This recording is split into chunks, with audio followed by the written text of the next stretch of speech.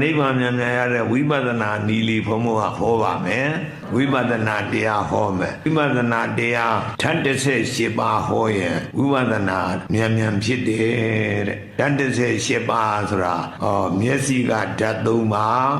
နားကဓာတ်3ပါးနှာခေါင်းကဓာတ်3ပါးရှားကဓာတ်3ပါးကိုယ်ကဓာတ်3ပါးစိတ်ကဓာတ်3ပါး3 6 18ဥဒ္ဓမမျက်စိကဓာတ်3ပါးမျက်စိကဓာတ်3ပါးနားကဓာတ်3ပါးနှာခေါင်းကဓာတ်3ပါးရှားကဓာတ်3ပါးကိုယ်ကဓာတ်3ပါးစိတ်ကဓာတ်3ပါး3 6 18အဲ့ဒီဓာတ်18မှာ3ပါးဒီအထုတ်ရင်ဝိပဿနာအမြန်ဖြစ်တယ်3ပါးစီမျက်စိကဓာတ်3ပါးဆိုမျက်စိအစဉ်မြင်စိတ်ဥဒ္ဓမမျက်စိအစဉ်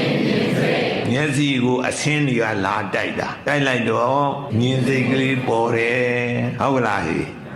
မျက်စိနဲ့ဘယ်သူနဲ့လာတိုက်တော့မျက်စိနဲ့အဆင်းနဲ့လာတိုက်လိုက်ရင်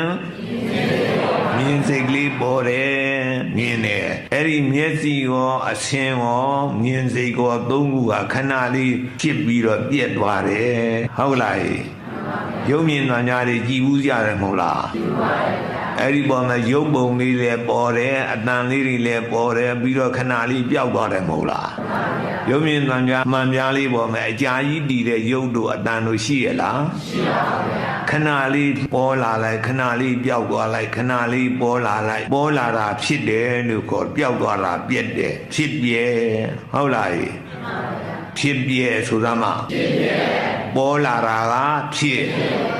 ပျောက်သွားတာကပြည့်ဖြစ်ပြည့်အဲ့ဒီဖြစ်ပြည့်ကိုမြင်လိုက်ရင်အဲ့ဒါနိဗ္ဗာန်ဝိပဿနာဉာဏ်ဖြစ်ပြီတဲ့သူကနိဗ္ဗာန်ပဲတွန်းတာသူဟုတ်လားဆိုစမ်းမမျက်စိအစဉ်ကြောင်ရင်နှပြမျက်စိအစဉ်ကြောင်ရင်နှပြမြင်စိတ်တရားဖြစ်ပွားပေါ်လာမြင်စိတ်တရားဖြစ်ပွားပေါ်လာဖြစ်ပြီးပြရာအနိစ္စပါဖြစ်ပြီးပြရာအနိစ္စပါဖြစ်ပြမှုရှုကြဖန်ခါကဖြစ်ပြမှုရှုကြဖန်ခါကသာဆိုလိုက်ပါဦးမျက်စိအစဉ်ကြောင်ရင်နှပြမျက်စိအစဉ်ကြောင်ရင်နှပြမြင်စိတ်တရားဖြစ်ပွားပေါ်လာမြင်စိတ်တရားဖြစ်ပွားပေါ်လာဖြစ်ပြီးပြရာအနိစ္စပါဖြစ်ပြီးပြရာအနိစ္စပါဖြစ်ပြမှုရှုကြဖန်ခါက